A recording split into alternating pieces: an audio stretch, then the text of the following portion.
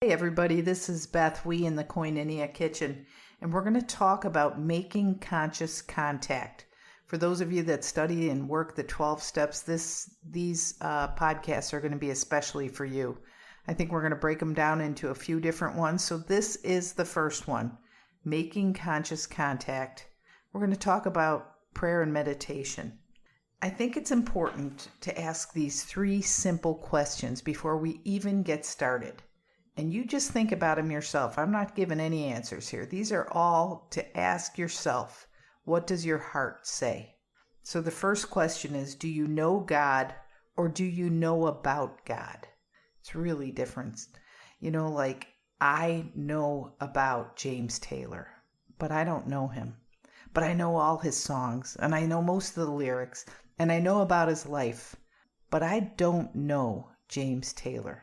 If he walked into a coffee shop I was in, he wouldn't walk over to my table and say, "Hey Beth, how you doing? It's so good to see you again." I know about him, but I don't know him. So that's your first question. Do you know God or do you just know about God? And that leads me to the second question. Are you working with someone else's understanding of God or with your own understanding? Most of us grew up with people who lovingly meant to teach us things that would help us through our lives. Some of the things people teach each other is how to become spiritually alive. For some people, it's ritualistic. For others, it's mystical. For others, it's avoid at all costs. What did you learn, and are you carrying it as your own belief? It's okay to not believe what you learned as a child if it's not serving you. So that's the second question. Are you working with someone else's understanding of God? Or have you developed your own understanding? That's going to be really important as we try to make conscious contact. And then the last question I have for you is, do you deal with God in an intimately relational movement? Or do you deal with him from far away? Like you stay in your universe, I'll stay in the world here, and I'll talk about you as some universal entity, but I don't really get close to you. I just, at least I'm not denying your existence. That's the one. Because for making conscious contact, we're going to get intimate with the God of your understanding. And God is going to let you understand. I'm going to use the pronoun him throughout. Him, he. I don't care if that is not the way you talk about God. Just overlook it and insert your own pronouns. All right? But so that's the question. To make conscious contact with God, you're going to have to get intimate with him. Because otherwise, it's unconscious contact. All right? Consciousness means I'm intimate, I'm present, I am seeking a relational interaction here. All right, so we're going to get going. What's our goal with these podcasts? Well, I think our goal is to share real tools to, number 1, maintain our spiritual condition, and number 2, create intimate and mindful engagement with the one who has all power. And I'm going to refer to God as the one who has all power throughout this podcast and the next. So be ready. I'm going to read step 11, which was developed by the group called Alcoholics Anonymous. It's a group that has a 12 actual steps, but they're also spiritual principles that lead people out of addiction and into freedom. Now you might say, well, I'm not an addict. I'm not an alcoholic. That's okay. You're bound to something. I know you are. Because everyone in the world that has an ego, which means every single one of us, is bound to something. It could be reputation. It could be people pleasing. It could be your looks. It could be how much you can bench press. It can be whatever it is. But the deal here is that we're going to use these 12 steps. We're going to talk today about the 11th step, and we're going to try to practice the principle behind it, which is awareness. So the step reads like this: sought through prayer and meditation to improve our conscious contact with God as we understood Him, praying only for knowledge of His will for us and the power to carry that out. For some of you, you've heard that a million times. You go to 12-step meetings and you hear it read in the meeting. You read books, a daily devotional, and you see it written on the page. And sometimes when we hear and see something too much, we overlook what it means. So let's look at the step in a new light by translating it into a different kind of English. So sought through prayer and meditation. How about if we said tried by means of talking and listening to improve our conscious contact with God, to increase our skill set for experiencing an alert and responsive union with the higher power as we understood Him. Well, that would mean as best we can grasp, praying only for knowledge of His will for us, asking only to discern His intention and the power to carry that out, and for the strength to do His will instead of our own. So let me read it that new translated way. Tried by way of talking and listening to increase our skill set for experiencing a responsive union with the higher power as best we could grasp, asking only to discern His intention and for the strength to do His will instead of our own. Does it sound really different, doesn't it? It sounds complex and complicated, and like there's a lot of steps to it, when all it is developing a relationship with God. And how are we going to develop it? We're going to talk and we're going to listen. We're going to be alert. We're going to be on the lookout for God's interaction with us. We're going to try to discern what He wants, and we're going to ask for the strength to do that instead of what we want. So let's talk about what we're here for. Conscious contact. How can we have conscious contact with a higher power? I think, let's just define it first. I think conscious contact with the higher power is a living, moving relationship that is dependent on active interest and engagement. You have to want to be engaged with a higher power to have conscious contact with a higher power.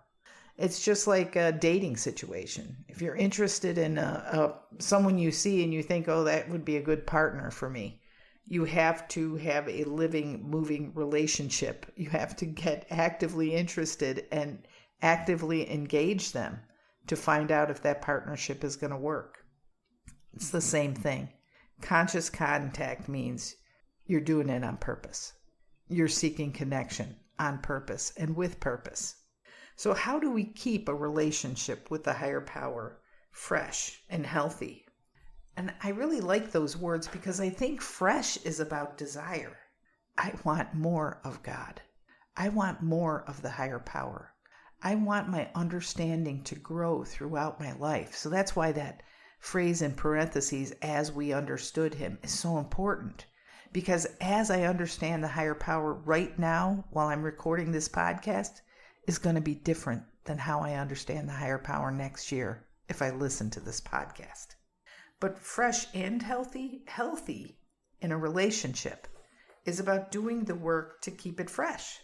So when a relationship is healthy, I do the work so that my desire doesn't wane, that it doesn't just slip away from me. I don't become unconscious and fall asleep and just expect the relationship to prosper. Relationships are like gardens. They're as beautiful as you put the work in. You have to put time, talent, and treasure into a garden to make it viable. The same is for any relationship. But to keep our relationship with God fresh, well, that's all about humility. The maintenance of our spiritual condition depends on our ability to stay right-sized. Because fresh is about desire. We honestly desire more of God's presence in our lives. But He gets to be God. I got to quit pushing Him off His throne and jumping on the chair because I want to make the decisions for the world. I don't think what's happening in Minnesota, Washington, Timbuktu is okay. I want to have an opinion. I want to say what's right. I want.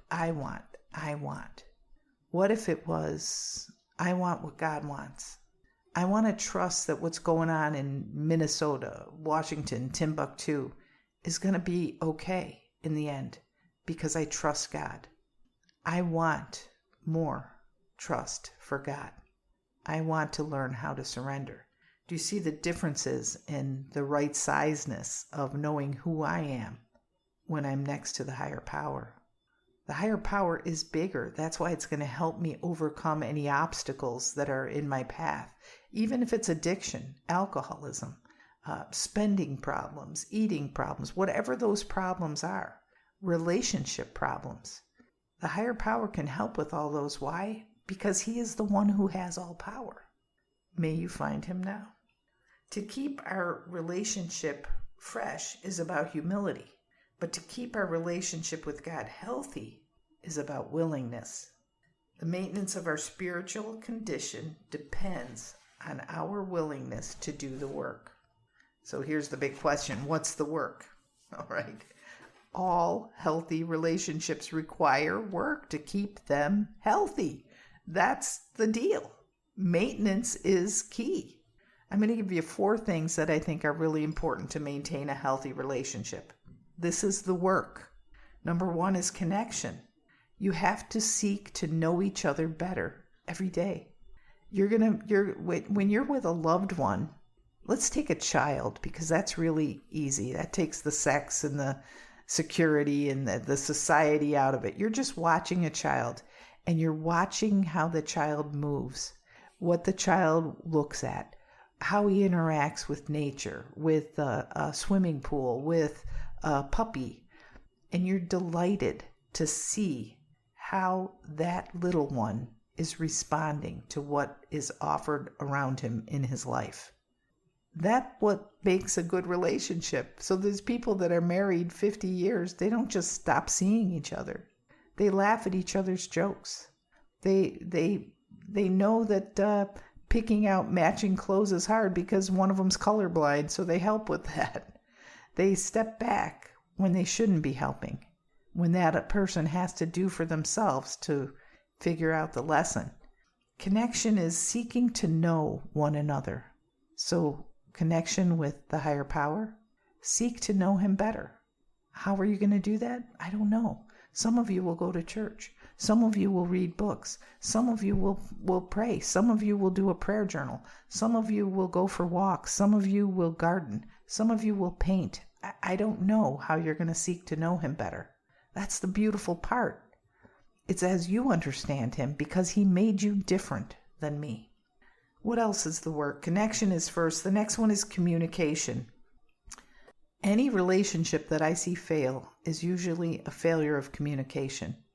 We started thinking in our heads more than we spoke to each other about what was real, how we felt, what the situation was making in our lives.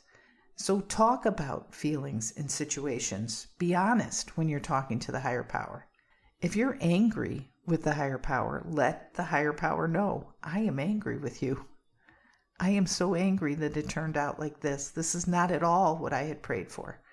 Have at it, because a relationship is real when it's honest. So if you want to do the work, get honest with your higher power. The third part of the work, so we've had connection, we've had communication. I'm going to say consistency. Show up for the relationship even when you don't feel like it. You do that for your job. Come on. There's days you do not want to go to work, but you go. Why? Because the paycheck is tied to your consistency. And it's the same with God. The reward of the relationship is tied to your consistency. Consistency and reward, they're kind of connected. So take a look at that word. Consistency. Show up even when you don't feel like it. You got a prayer journal going? Write in it. Even if what you're writing is, I don't feel like writing today, God. I am so tired. I just want to sit on the couch and look at my phone. I'm really sorry, but I'm writing this little bit to let you know I do take this relationship seriously, but I'm going to cut it short and go sit on the couch and look at my phone. That's an honest interpretation of what you're feeling. And the deal is this, guys, the higher power knows. It's not like a news flash. Be honest with the higher power, just like you would with one of your best friends, just like you are with your dog when nobody's home. What do you say to your dog when nobody's home? Be that honest with your higher power. The fourth thing, so we had connection, communication, and consistency. The fourth one is a little different than consistency and communication and connection, though they're all part of it. The fourth one is prioritize the relationship. Make it a priority in your life that this relationship does well. That means you're going to have to invest time. You're going to have to invest your treasure. You're going to have to invest your talents here. When my prayer journal got stale, I had to prioritize the prayer journal. And I liked the work. I liked getting that information down in writing, but it needed to be shaken up a little bit because I was getting stagnant. So I added crayons. Most of you are like, wait, what? Yeah, I started drawing pictures in my prayer journal or making big words and coloring them in. And I started like that, and it changed it up dramatically. And it opened my mind to make it alive again. I prioritized it. I looked for a talent. I do like to doodle and draw, and I like words. I like breaking words up and playing with words. I started to do that in my prayer journal. I used the talent that the higher power gave me in creation, and I went for it. I took the time it took, and I began to treasure the prayer journal again. So prioritizing the relationship means investing of yourself, your time, your treasure, and your talents. So we're talking about step 11 here, and I want to just mention we have been set up to succeed. How? We've been set up because of the other steps that came before this one. For those of you new to 12-step, I encourage you to Google online the 12 steps and read them and consider each one of the things that it requests you to do. There's suggestions that the book 12 Steps and 12 Traditions or Alcoholics Anonymous put together to let you know how to orderly recreate your life. So step 11 comes after an exhaustive self-examination. That's in step 4 and 5. And then a hard look at the difficulties we have in relationships in steps 8 and 9. Chances are good if I have a relational problem with people, I might bring that to my relational experience with the higher power. If I don't tell my loved ones, if I pretend everything's okay, I might try to do that with God. And I just learned about that trait that I have, so I'm going to try and overcome it. And I'll try not to use that old pattern of behavior in my relationship with God. Do you get that? I just saw it right before I'm coming to step 11. I've been set up to succeed. Step 10, that comes after 8 and 9, it begins the maintenance steps, suggesting that we continue taking personal inventory and owning our part. And now I can do that with a higher power every day. I can maintain my spiritual condition by continuing to take personal inventory and owning my part and saying, what were my wins? What were my losses? Can I increase my wins? How can I stop those losses? Why are they so important to me? So we'll take that information that we garnered in those other steps and we'll apply it to our desire to improve our conscious contact with God. It's really important that you have a conception of God. What is your conception? Think about that. Maybe take a break. Maybe turn the podcast off for a second and write down what your conception of God is. Share about it on a card and maybe tuck it away in your journal so that next year at this time you can look at what your conception of God was then and how it's grown in that year. How did you come to believe in a power greater than yourself? You know, some of you listening have no conception of God. And agnostics or anybody not convinced of a higher power other than maybe their 12-step group or something in the principles of the steps, the suggestion is to try prayer and meditation anyway. That's right.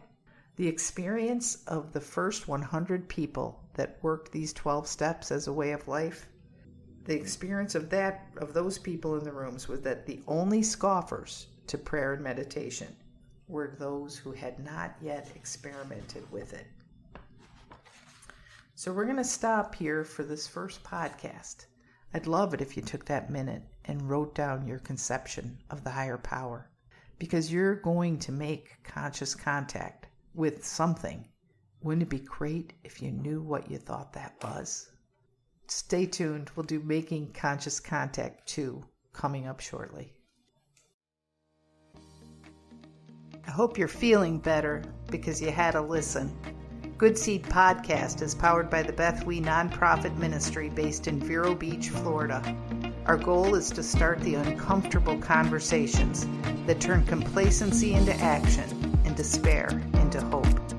Connect, communicate, and thrive with us. Check us out online at BethWe.com.